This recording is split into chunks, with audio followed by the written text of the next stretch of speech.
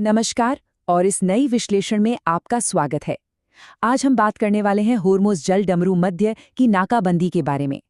ये कोई आम मुद्दा नहीं है, बल्कि एक ऐसा जटिल जाल है जिसने वैश्विक ऊर्जा सुरक्षा को खतरे में डाल दिया है और इसके आर्थिक झटके पूरी दुनिया महसूस कर रही है। तो चलिए सीधे मुद्दे पर आते हैं। जरा इस आंकड़े पर गौर करें। 20% पूरी दुनिया की कुल तेल और गैस आपूर्ति का लगभग 5वां हिस्सा इसी एक समुद्री रास्ते से होकर गुजरता है। मतलब ये सिर्फ एक पानी का रास्ता नहीं है, बल्कि हमारी पूरी वैश्विक अर्थव्यवस्था को जिंदा रखने वाली एक बेहद अहम जीवन रेखा है। इस विश्लेषण में हम चीजों को परत दर परत समझेंगे। सबसे पहले इस संकट के केंद्र को देखेंगे, फिर तेल यातायात में आई भारी गिरावट, इसके बाद राष्ट्रीय ऊर्जा सुरक्षा पर पड़ने वाले प्रभाव, इसके पीछे की बड़ी भू राजनैतिक बिसात और अंत में इस उलझन को सुलझाने के लिए चल रही मध्यस्थता की कोशिशों पर नजर डालेंगे। तो आइए सबसे पहले इस पूरे विवाद के केंद्र बिंदु यानी होर्मुज़ जल डमरू मध्य संकट की मौजूदा स्थिति को समझते हैं। हालात सच में बेहद गंभीर बने हुए हैं। रिपोर्टों के मुताबिक पिछले 2 महीनों से इस रास्ते पर आपूर्ति को पूरी तरह से चोक कर दिया गया है, यानी नाकाबंदी सक्रिय है। और सबसे डराने वाली बात यह है कि इसे अनिश्चित काल तक बढ़ाने की धमकियां मिल रही हैं। जाहिर है, इसने एक संभावित वैश्विक मंदी को लेकर गहरी चिंताएं पैदा कर दी हैं। अब इस पूरे गतिरोध के बिल्कुल बीचों बीच 2 अलग-अलग और परस्पर विरोधी दावे हैं। एक तरफ ईरान है, जिसका कहना है कि इस रणनीतिक जलमार्ग पर उसकी पूरी क्षेत्रीय संप्रभुता है, और वहीं दूसरी तरफ फ्रांस और यूके जैसी पश्चिमी नौसेनाएं हैं जो अंतर्राष्ट्रीय नौवहन की स्वतंत्रता यानी फ्रीडम ऑफ नेविगेशन पर जोर दे रही हैं। ये बिल्कुल आमने सामने की टक्कर है। और इस गतिरोध का पहला और सबसे तेज झटका हमें समुद्र में देखने को मिला है। आइए तेल यातायात में आई इस भारी गिरावट पर नजर डालते हैं। ये आंकड़े सच में चौंकाने वाले हैं। संघर्ष शुरू होने से पहले हर दिन औसतन 120 जहाज इस रास्ते से गुजरते थे, और आज ये संख्या गिरकर महज 9 रह गई है। 120 से सीधे 9। ये गिरावट कोई मामूली बात नहीं है।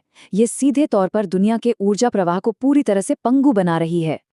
और बात सिर्फ जहाज़ों की कमी की नहीं है। पड़ोसी खाड़ी देशों के आसपास मालवाहक और वाणिज्यिक जहाज़ों पर ड्रोन गतिविधियां तेजी से बढ़ी हैं।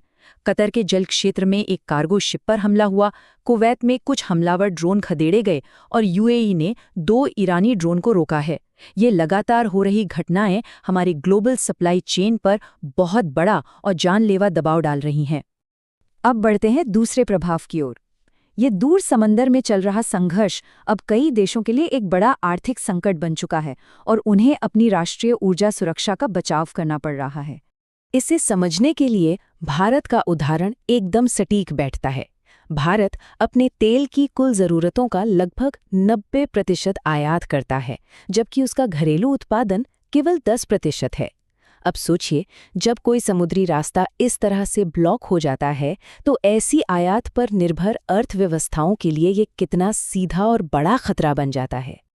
और इसी खतरे से निपटने, यानी एक बड़े आर्थिक संकट को टालने और विदेशी मुद्रा भंडार को बचाने के लिए भारतीय प्रधानमंत्री ने कुछ बेहद असामान्य सलाहें जारी की हैं। जैसे महामारी के समय अपनाए गए वर्क फ्रॉम होम को दोबारा शुरू करना, ऑनलाइन मीटिंग्स का इस्तेमाल बढ़ाना, कार पूलिंग और पब्लिक ट्रांसपोर्ट का उपयोग करना, और यहाँ तक कि विदेशों में होने वाली शादियों और यात्राओं को 1 साल के लिए टाल देना। इससे साफ पता चलता है कि फिलहाल तेल बचाना कितनी बड़ी जरूरत बन गया है।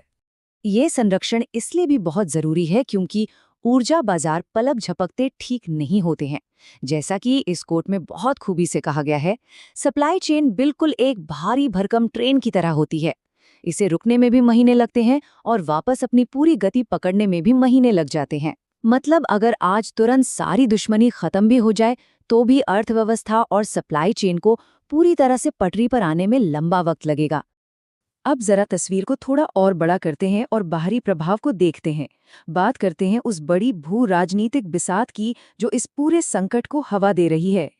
इस नाकाबंदी की जो रणनीति हम देख रहे हैं, उसकी असली आर्थिक ताकत अंतर्राष्ट्रीय निर्यात पर टिकी है, और यहाँ सबसे बड़ा खिलाड़ी चीन है। ईरान से बाहर जाने वाले तेल का लगभग 90% हिस्सा अकेला चीन खरीदता है। तो ये साफ है कि इस पूरी रणनीतिक बिसात में ये एक बहुत ही अहम कड़ी है। लेकिन रुकिए, बात सिर्फ तेल खरीदने और बेचने तक सीमित नहीं है। पर्दे के पीछे से काफी कुछ और भी चल रहा है। कई रिपोर्टों से ये संकेत मिलते हैं कि इस आर्थिक समर्थन के साथ साथ चीन और रूस जैसे अंतर्राष्ट्रीय सहयोगियों से सक्रिय तकनीकी और सप्लाई चेन सहायता भी मिल रही है। इसमें मिसाइल के पुर्जे और सैन्य तकनीक शामिल होने की बात भी सामने आई है।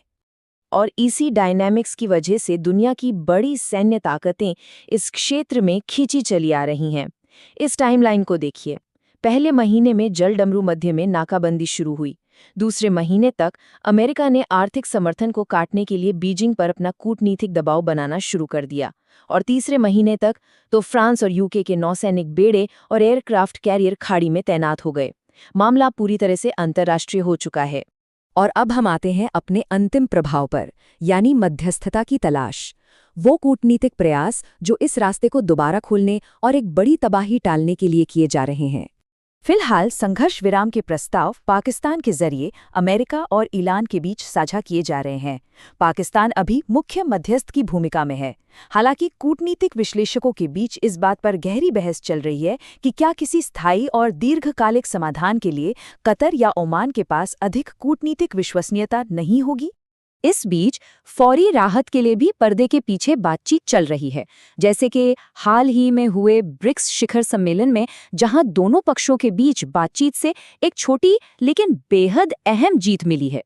वहां फंसे हुए 40 से 50 व्यापारिक जहाज़ों में से 11 को सुरक्षित बाहर निकालने का रास्ता साफ किया गया। ये ग्लोबल ट्रेड के लिए राहत की एक छोटी सी सांस है। तो अब स्थिति ये है कि घरेलू स्तर पर ईंधन की कीमतें बढ़ने का खतरा मंडरा रहा है और आम जनता की राय भी एक बेहद नाजुक मोड़ पर है। ऐसे में सबसे बड़ा सवाल यही उठता है, क्या ये कूटनीतिक प्रयास वैश्विक मंदी की मार पड़ने से पहले इस जलडमरू मध्य को फिर से खोल पाएंगे, या फिर हमारी ग्लोबल इकोनॉमी बिखर जाएगी? ये आने वाला वक्त ही बताएगा।